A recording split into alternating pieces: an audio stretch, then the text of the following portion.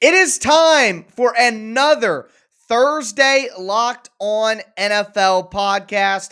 I am Tyler Rowland here with my co-host Alex Clancy, and we have a lot to talk about as we kick off this football weekend. Of course, Thursday night football takes place tonight, a matchup between the Jacksonville Jaguars and the Cincinnati Bengals, and I personally am very excited for this game. After that, we are going to talk about some of the biggest surprises in the NFL through 3 weeks. We got some good surprises and some bad surprises as well. And then finally, we will take a look at 3 comeback stories in the NFL this weekend. One of them I will have a lot to say. So a big episode here on a Thursday edition of the Locked On NFL podcast. Let's kick off this weekend of football.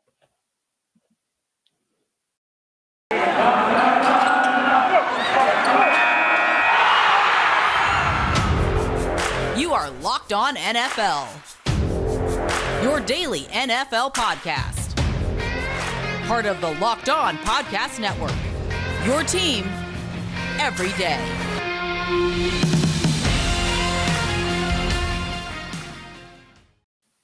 Here we go, football fans. It is time for the football weekend to kick off once again, a Thursday edition of the Locked On NFL podcast. I am Tyler Rowland again, my co-host Alex Clancy. Alex, how are you doing today? Good, man. I'm excited. I think it's a great thing that they put not the best games on Thursday Night Football, but just a game on Thursday Night Football. Because regardless, it's going to be good because it's the only damn one on TV unless you want to watch college football. So I'm stoked for the matchup tonight for sure. Yeah, I'll always take my professional NFL football over any other sport or any other activity that's going on, including the college game. But for me, like you, I'm a junkie. So either way, if there's football going on, I don't care who the teams are. There's NFL going on. I'm going to be right there to watch it. I'm sure a lot of you guys watching right now and listening right now feel the same. And I may be a little bit more interested in this game than your average folk. Of course, you have 2 back-to-back number 1 picks in Trevor Lawrence and then Joe Burrow facing off against each other. This game will take place in Cincinnati. Cincinnati is a heavy favorite at the moment. And like you said, the games tend to be good on primetime no matter who is in the game. So what are you watching for from this matchup between the Jags and the Bengals? Jamar Chase. He's must-watch TV now. If you told me that the GM of the Cincinnati Bengals would look like a genius for taking Jamar Chase over Penny Sewell, etc., and it working through a couple weeks, sweet mother, it's working. You got Joe Burrow's favorite guy. His favorite guy. It's like Peyton Manning and Marvin Harrison going to college together. And you draft them, and it just drops in the whole game plan of what they were doing last year before Joe Burrow got hurt. Now Tyler Boyd's got more of a defined role. T. Higgins got more of a defined role. They have Joe Mixon. If you're looking at that offense, how many teams in the NFL would swap their offense for what Cincinnati has? 10? 12? That's a lot more than what we looked at last year. Jamar Chase looks to be a guy that's going to be a perennial Pro Bowler, and it seems like they knocked it out of a park with him sitting out all of last season. It's mind-blowing. That is more exciting to me now than Trevor Lawrence because Trevor Lawrence is just a work in progress, and he doesn't have as many weapons. Yeah, he doesn't have as much to go on. I think from the Bengals' perspective, you talk about all the weapons, but for me, I think one of the biggest stories coming in is the Bengals' offensive line. How much have they improved? Can they continue what they did in Pittsburgh last week? So the Bengals gave up 0 sacks after giving up 5 in back-to-back weeks to open the season. So Burrow's been sacked 10 times, but 0 last week. Is that something that the Cincinnati offense, and specifically the Cincinnati offensive line, can build on? Because we know Burrow coming off the ACL with a couple of new weapons in there. It's going to take some time for him to get going. So if they look this good early, you got to be very excited for what the Bengals offense could look like in a couple of weeks, especially if the offensive line is more of the week 3 offensive line than the first 2 weeks of the season offensive line. But I think one of the big things for me is the Bengals defense. On the defensive line, they've had a lot of people step up.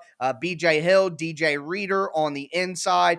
Trey Hendrickson has been very good on the outside as well. So the Bengals defensive line has really been holding teams, has not allowed a 100-yard rusher so far this year, and they faced Najee Harris and Dalvin Cook. So they face some really good running backs early in the season, and the Bengals defense has answered the call. They're going to be without two studs on either side of the ball, though. Jesse Bates at safety, who, in my opinion, one of the most underrated safeties for sure in the NFL. And then T. Higgins is actually going to be out in this game. So that kind of takes the watchability down a little bit. T. Higgins is a very fun player to watch, but either way, should still be an exciting game. On the Jacksonville side, what are you looking for there? Or are you just tuning in to hate watch the Jaguars team? I mean, you're just going to sit there and smile that you get to play them twice a year in perpetuity with the Tennessee Titans. I don't know, some sort of life, some sort of showing that Urban Meyer knows what he's doing, because you want as many good teams as possible in the NFL. You want for watchability, for a fan perspective, and just for storylines for people like us, talking heads, who are going to be talking about Trevor Lawrence hopefully for the next 15 years. He's where Joe Burrow was last year, but he's also shown less than what Joe Burrow did last year early on. Joe Burrow was just hucking it. Joe Burrow was hucking. He was putting up crazy numbers. He was a fantasy darling before he got hurt, regardless of winning games or not. Jacksonville just doesn't look like a very good organization right now. I mean, the wide receivers aren't really on the same page, aside from Marvin Jones with Trevor Lawrence. James Robinson hasn't really shown a whole lot except for one long drive against the Cardinals last week where he ended up scoring a touchdown. The defense isn't great. It's a ball of dough in Jacksonville right now, and they need to figure out what the hell they're going to turn it into. Because, Urban Meyer's probably going to be there for the long haul. Trevor Lawrence isn't going anywhere. I just want to see signs of life. Signs of life.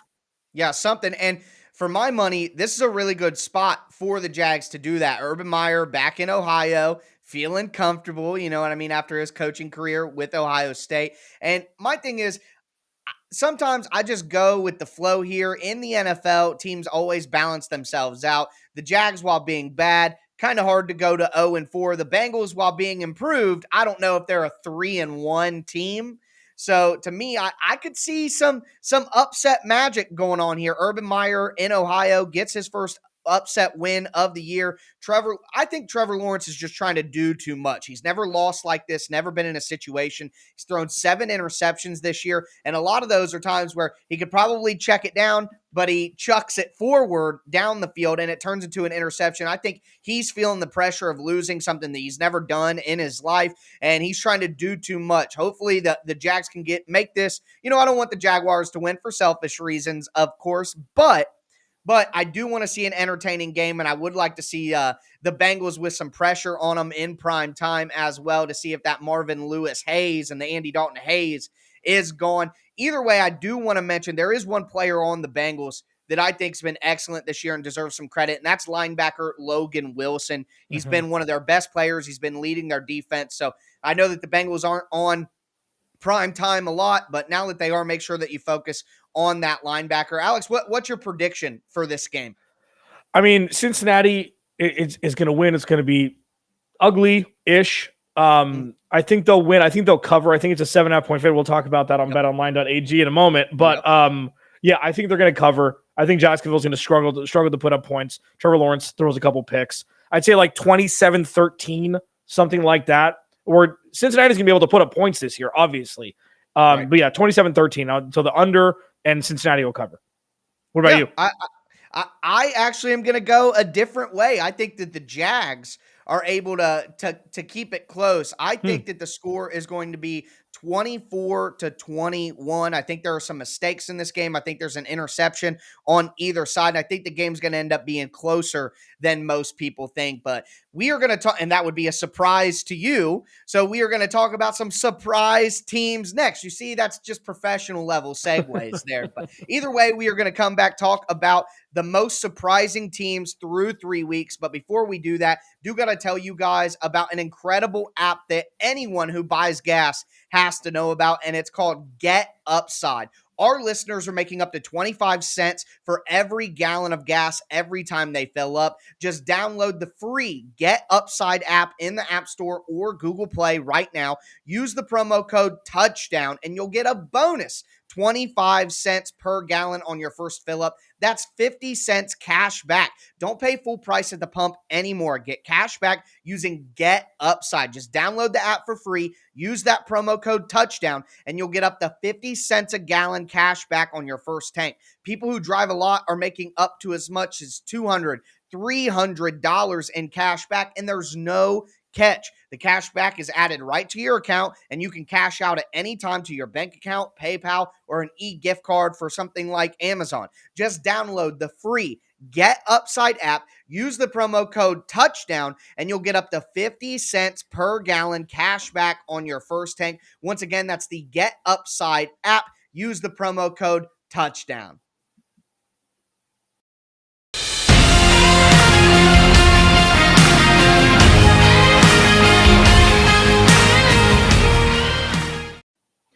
All right, second segment, Locked on NFL Thursday. Alex Clancy, Locked on Cardinals. Tic Tac, Tyler, Roland at Tic Tac Titans on Twitter. Locked on Tennessee Titans does a great job over there. This is our, third show, man? Third show together. And listen, through 3 weeks, it's been absolutely insane. Like, there's a couple storylines that you expected, a lot that we haven't, and some really in between. First, let's start with the positive stuff, okay? There's 5 3-0 teams. There's 5 0-3 teams. There's one 1-2 team that may or may not have been in the Super Bowl last year that we'll talk about in a second. But let's start really quickly with the 3-0 teams. Carolina, Denver, Vegas, and then the Cardinals and the Rams. Who is the most surprising 3-0 team to you right now? Well, I think for my money, the most surprising team out of that is the Panthers. I think that we knew that Derek Carr and the Raiders offense had some swagger to them, but there was concerns about the defense. We knew that the Broncos had a really good defense, and with Teddy Bridgewater at quarterback, I think that, that just gives them a solid offense enough to not ruin what their defense will do. But the Panthers at 3-0, Sam Darnold, brand new quarterback in there, up and down in New York. So unlike Teddy Bridgewater, who you could get reliable professional quarterback play from, you don't know what you're going to get from Sam Darnold. Matt Rule going into his second year. They have a really young team still, especially youth on defense. So for my money, Carolina is the one that has me most surprised. Which team is most surprising to you? Yeah, I mean, it's probably Carolina. Like, again, with Denver, Teddy Bridgewater is the perfect quarterback for that system.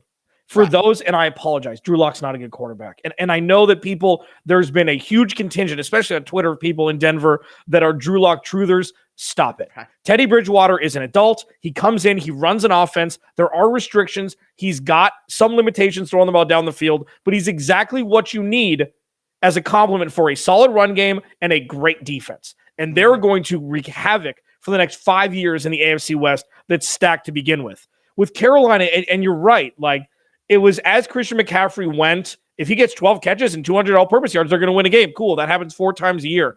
Sam Darnold adds a vertical element that allows Robbie Anderson, DJ Moore, etc. to eat. And we've been seeing that a lot. But the big storyline out of the NFL probably is Carolina's defense being the best defense in the NFL. And that's what happens, ladies and gentlemen, when you draft well. Look at what's happening. Because Carolina used to be their calling card. Luke Kuechly, Thomas Davis, Josh Norman, they were absolute beasts on defense. Now with Jeremy Chin being the anchor over the top, that defense is a problem. They're giving up less than 200 yards passing a week. Like, that is going to be the calling card. Sam Darnold's able to be a game manager, being able to extend plays down the field that Teddy Bridgewater was not. And even with Christian McCaffrey out, it's going to be Royce Freeman's fine. We'll see what happens with Chuba Hubbard, the rookie. Their offensive line's good enough. That is a scary team through 3 weeks. Now, what's the thing that surprised you the most on the negative side? Well, looking at the teams that are 0-3, quite frankly, out of the 5 that are 0-3, I think 4 of them, you're not really surprised at all. You got the 2 teams in New York are 0-3. Slipping my mind as to the other 0-3 teams, but the 0-3 team that I'm going to bring up, Detroit is in there as well. Yeah. The 2 teams from New York. for me, that's the big surprise there. The Colts at 0-3 now. I thought that there were some questions about the pass rush, questions about the pass catchers, questions about Carson Wentz. And although I think Carson Wentz has been pretty solid for the Colts, I don't think that he's their biggest problem. The Colts being at 0-3 and looking destitute, that has to be a surprise. Maybe, just from all the PTSD from watching the Colts whoop up on the Titans for pretty much my entire life. I always just assume that the Colts will be a respectable team. And I even said in the preseason that I thought that they had a very solid floor at about 8-9. That doesn't look like it's going to happen. The injuries are coming fast. They're coming often for the Colts. And even when they're out there playing, they're just not playing their best football. They're not dominant in the trenches, especially on the offensive side of the ball this year with all the injuries. So without that stellar offensive line and that stellar defensive line working, the Colts, issues with their skill position players, the perimeter guys on defense and offense, that's really showing up in a big way. So I think you got to be surprised by the Colts 0-3. That might be the most surprising thing in the entire NFL. I might go with one of the 1-2 or 2-1 situations, which we'll talk about next. But for my money, out of the winless group, the Colts are easily the biggest surprise. And then look at how the mighty have fallen there with Tennessee. That is a New England AFC East potential situation for a decade. If you look at Houston, Deshaun Watson's never going to play there again. Jacksonville's not good. And without Carson Wentz, you know how much they miss Phillip Rivers? 0-3 as much as how much they miss Phillip Rivers. They miss an adult to run an offense, and Carson Wentz can't do that. And that's like, it throws the whole equilibrium off for the team. The defense is probably better than what they've shown. They held the high-powered Rams offense to 24, 27 points. Sounds like it's not a huge deal, but it is. If Carson Wentz wasn't turning the ball over so much, that would have been a lesser number. Like, they are the biggest dumpster fire because Carson Wentz isn't as good as everybody thought he was at one point. And obviously the injuries, when you sprain both your ankles in the same damn game and you try to come back and play the next week, it ain't going to cut it. The thing that surprises me the most negatively is how many teams aren't stepping up to where we thought they were going to this year. Seattle's 1-2. I mean, Kansas City, whatever. They're going to win 10 games. They're going to make the playoffs. It's going to be fine. You know what I mean? Like, that's not even one of the things, but with how many bad teams there are, like the Jets are a really bad team. And we knew that before. Okay. The Steelers are a really bad team so far. They've won a game, but Ben Roethlisberger is 1,000. He went from being, you know what, he probably can do one more year to I'm 1,000 in a wheelchair, seemingly overnight. He's done. The Jags are bad. The Colts are bad. The Giants are bad. The Eagles are terrible. Washington looks bad. Like, the Lions are bad. The Bears are bad. The Falcons are bad. Like, half the NFL, there's no middle class anymore in the NFL, it seems like. It's like there's the hierarchy and the S-box teams at the end. And sure, it's only through 3 weeks. But man, Tyler, like, the players you draft in the second or third year are supposed to now make a push here. And you're looking at all these teams that are waiting for that. And it just ain't happening. Like, we're in the golden age of the quarterback. But it seems to be with what's happening in college and what's happening in the NFL with bad teams, we may be at a scarcity of great quarterbacks sooner than we know.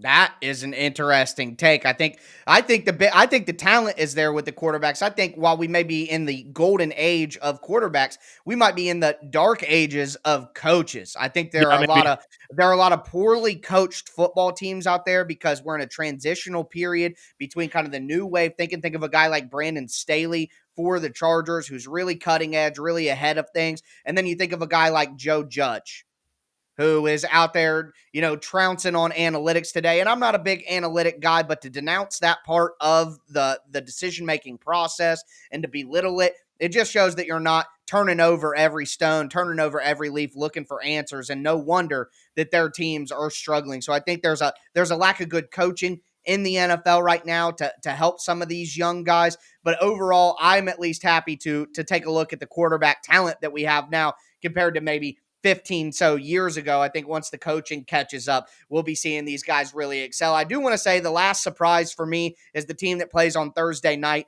and that's the Cincinnati Bengals. They're 2-1, and I think the way that they have played, not only their record, has to be one of the biggest surprises of the season, seeing some good things in Cincinnati out of a coach that I didn't really think was a very good coach in Zach Taylor. So that's a big surprise to me.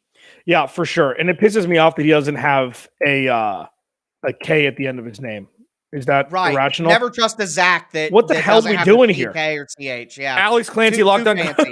Alex Clancy locked on Cardinals, Tyler Rowland locked on Titans. Coming up next, 3 names that have resurfaced in very different ways, and you may get a 2.5 minute beautiful music playing get off the stage Oscar rant that he ain't going to get off the stage for from Tyler Rowland. That's coming up next. But first, rockauto.com. Listen, if you've listened to any of our podcasts, whether it be Locked on NFL or, varying podcasts across the platform, you know that rockauto.com is one of our favorites because it makes my job easy for not knowing anything about cars. And it makes me not have to leave the comfort of my abode in my sweatpants to buy any sort of parts I need for my car and have them delivered to my doorstep. You don't have to go to a chain storefront. You don't have to get upcharged for all of the things that you need. And you also don't have to go and be like, hey, man, I'm 38 years old. I don't know anything about cars. Can you show me where I get my stuff? RockAuto.com allows you to circumvent all of it. The prices are reliably low. Again, as I said, you're not going to get upcharged for not being a manufacturer and not get upcharged for going to a chain storefront place that's a pain in the ass. It's a family-owned business. They've been online for 20 years. Okay, the stuff gets delivered right to your door. Right locked on in there, how did you hear about us box? So they know we sent you. Amazing selection, reliably low prices. All the parts your car will ever need. Rock Auto at rockauto.com. And also, Tyler, we talked about this. The line for tonight's game, Jacksonville on the road in Cincinnati. Cincinnati's laying 7.5 points. And the over-under is 4. See, so we'll see. And I think we both disagree with that. But we both think that the under is going to hit. You're a little bit closer. You're 24-21. The over-under is at 46. Regardless of what you think Tyler's right, you think I'm right, you can get all the action you need at the new and improved BetOnline.ag. They've got a new updated site and interface with even more odds, props, and contests. BetOnline.ag continues to be the number one source for everything football. So go to the website or use your mobile device today to sign up and receive a 100% welcome bonus on your first deposit with promo code NFL100. Again, go to the website or use your mobile device today to sign up, receive your 100% welcome bonus at betonline.ag with promo code NFL100. BetOnline, your online sportsbook experts.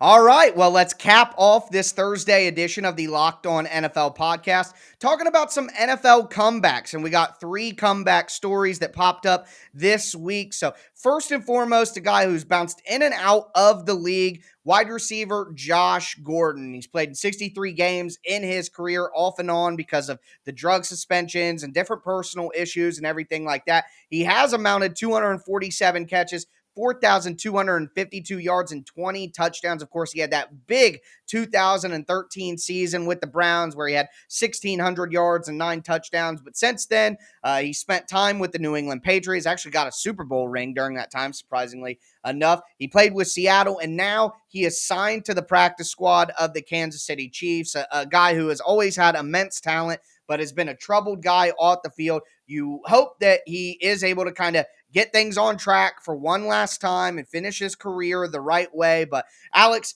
I guess we could do a little bit of a fire or forget randomly here, but is this a fire for the Chiefs where they should be really excited about something that they've got? Or is this the type of thing you can forget and most likely than not, Josh Gordon won't have an impact on the season? This is fire, baby.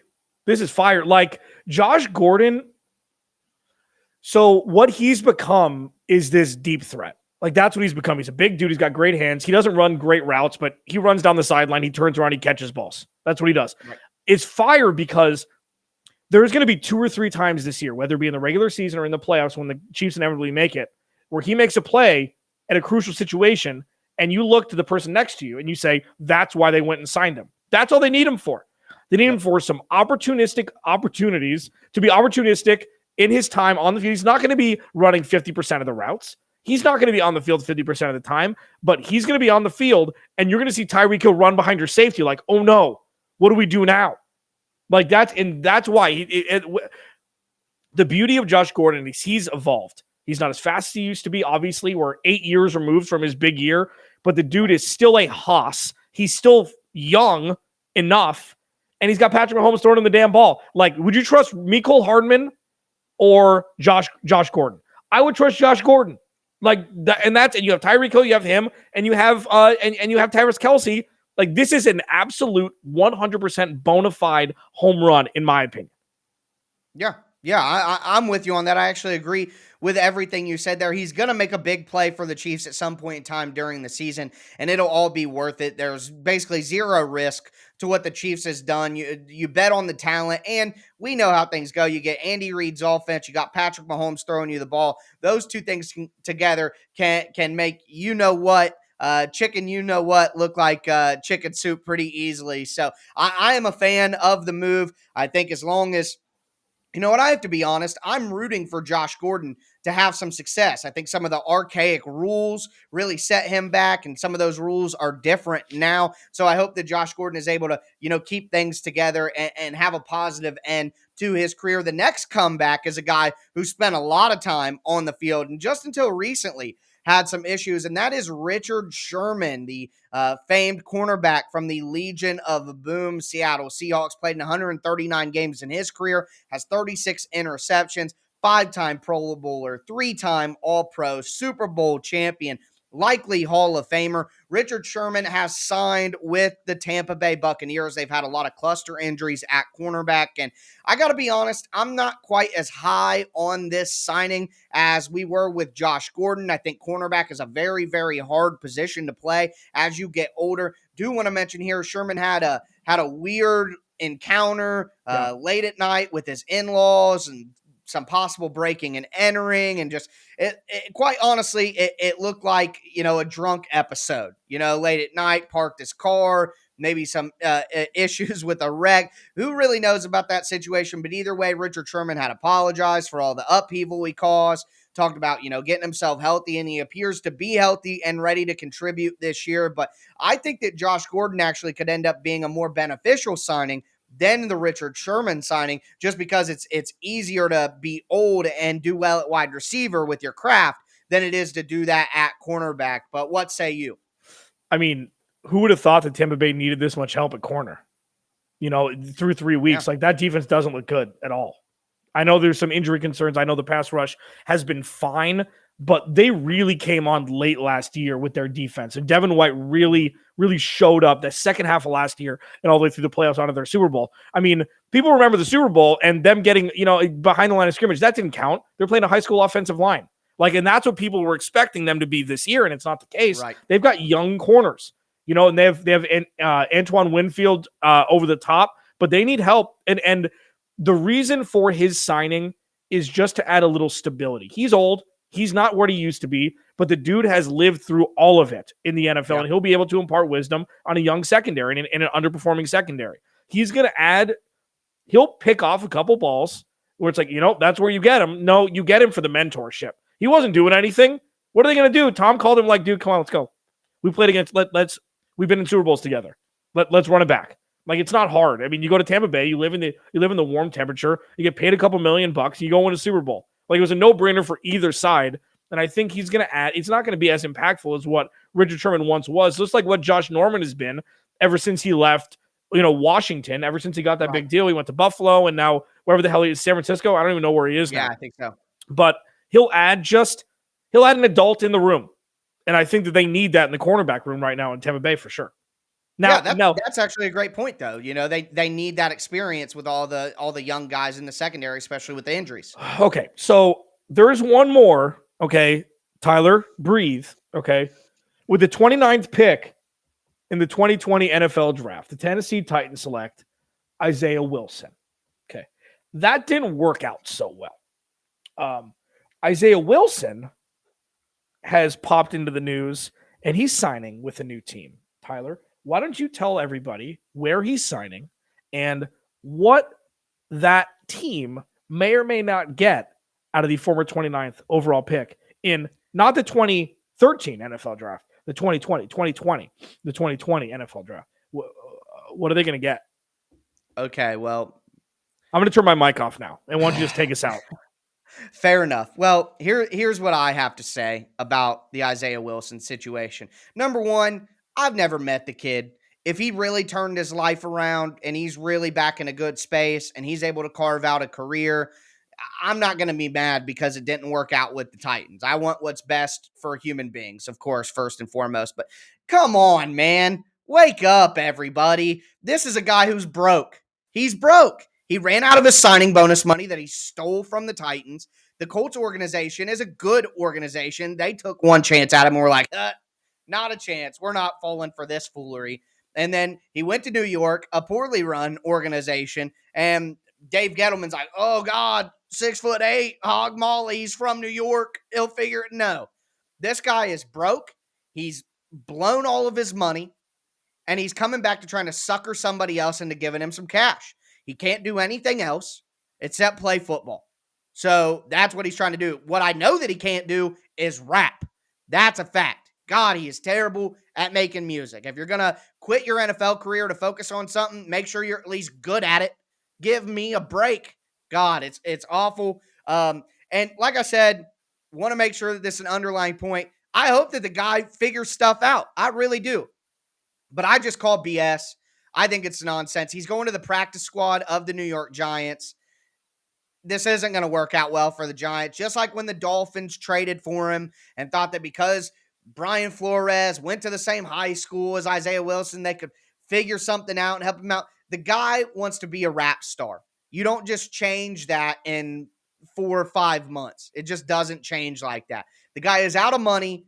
This is his last hope to get back and get one contract to get a little bit of cash. It's a desperate attempt. And if I'm the Giants fans, do not expect anything from this guy. And quite frankly, I would just forget that he even signed it all because like with his other stops, the Titans and Miami, it will not be long before he's back out on the street, dancing on top of cars, drinking promethazine, pretending to be Lil Wayne. So I just think that this is nonsense, and he will be washed away from our consciousness for one final time after this utter failure in New York. But that is going to do it for this Thursday episode of the Locked On NFL podcast. We previewed tonight's football game, kicking off the Week 4 slate in the NFL. We talked about the biggest surprises in the NFL, the good and the bad, and then talked about 3 comebacks in the NFL this season. Alex, it's been a blast getting ready for the football weekend. I'll be back with you again next Thursday. To all of you all, thank you for checking out this Thursday edition of the Locked On NFL podcast. Subscribe on whatever platform you do stream. Remember, you can find the Locked On NFL podcast on every platform and always free. Hope you guys come back tomorrow for the Friday edition of the Locked On NFL podcast. See ya.